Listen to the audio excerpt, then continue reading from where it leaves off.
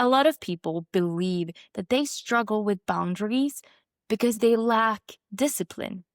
They think that they just need to become stronger, that they need to become more confident, more independent. But in my experience, working with the nervous system, working with clients, the reason boundaries feel so difficult is usually something much more deep.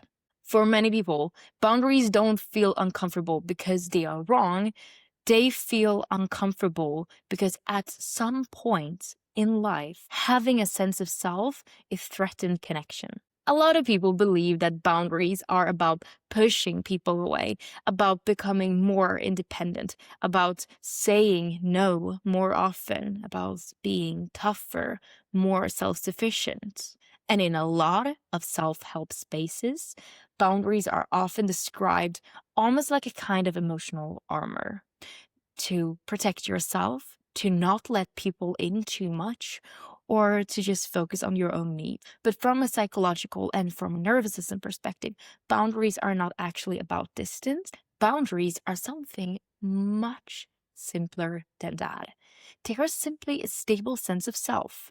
Knowing what you like, knowing what you do not like, and knowing what feels right for you and what does not feel right. And the interesting thing is that when someone has a very stable sense of self, they actually do not need very rigid walls because their boundaries exist naturally. They know where they end and where another person begins.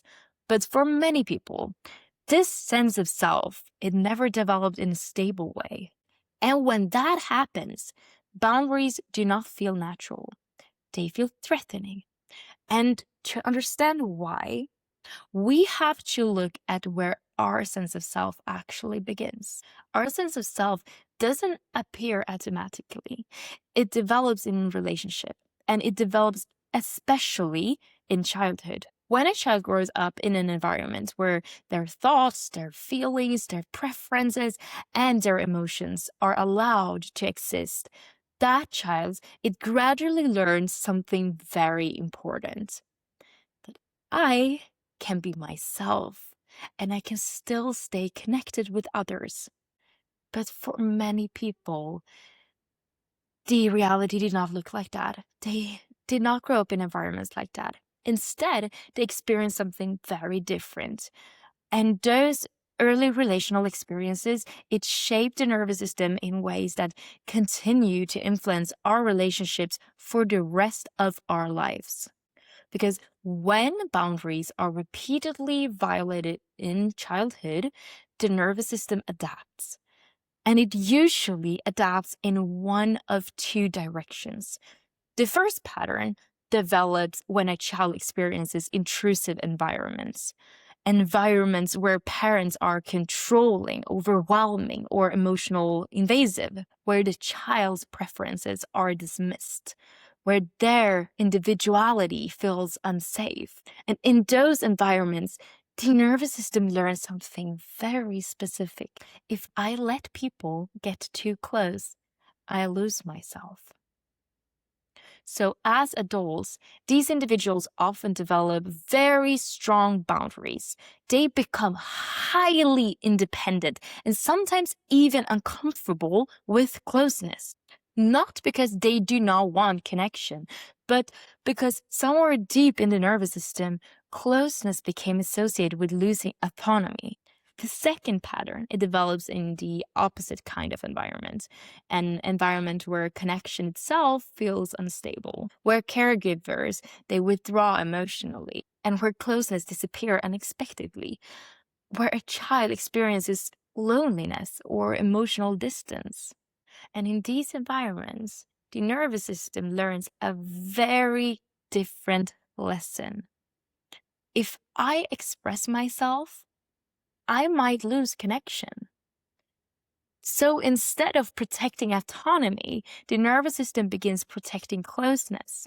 So these individuals very often grow up becoming accommodating, very attuned to others, very willing to adjust themselves in order to maintain relationships. And for them, boundaries don't just feel uncomfortable, they can feel almost dangerous. And when you look closely at these two patterns, something very interesting starts to appear.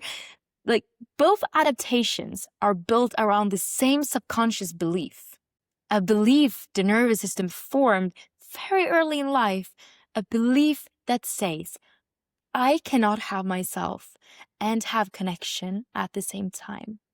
Either I keep my sense of self or I keep the relationship. Either I protect my autonomy or I stay connected. And when the nervous system is operating under that belief, boundaries feel like a threat because boundaries appear to risk the very thing the nervous system is trying to protect: connection. This is also why some common self-help messages can feel very different depending on someone's background. For some people, hearing things like fill your own cup, or everything you need is within you, or you don't need anyone else to be happy, those things can feel incredibly powerful, incredibly empowering, especially for people who grew up feeling trapped or controlled or enmeshed with others.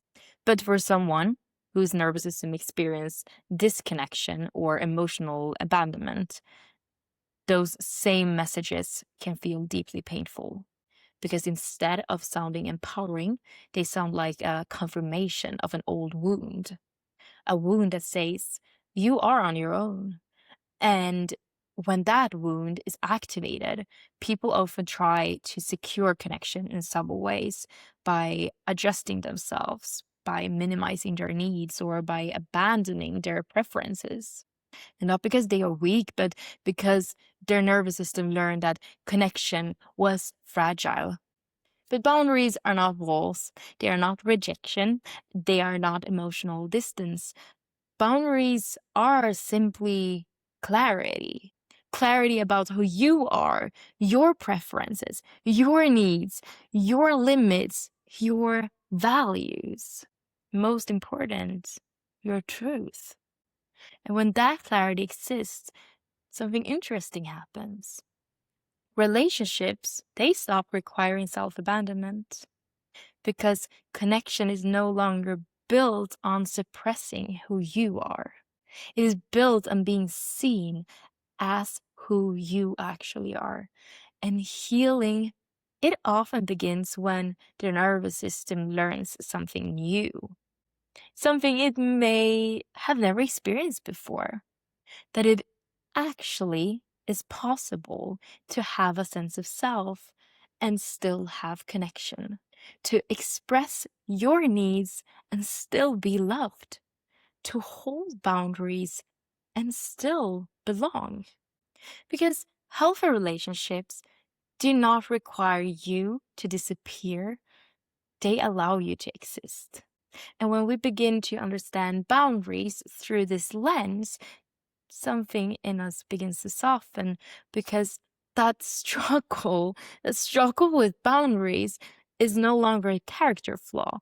It is not a lack of discipline. It is often just a result of a nervous system that adapted to protect connection the best way it knew how. But over time, of course, the nervous system, it can learn a different experience, an experience where self-expression does not lead to isolation, an experience where connection does not require self-abandonment.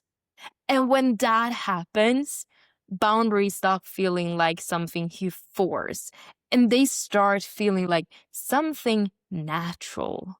Simply just like that quiet expression of who you are. Thank you so much for staying until the end, and until next time, stay aligned, stay curious, and most important of all, stay true to yourself.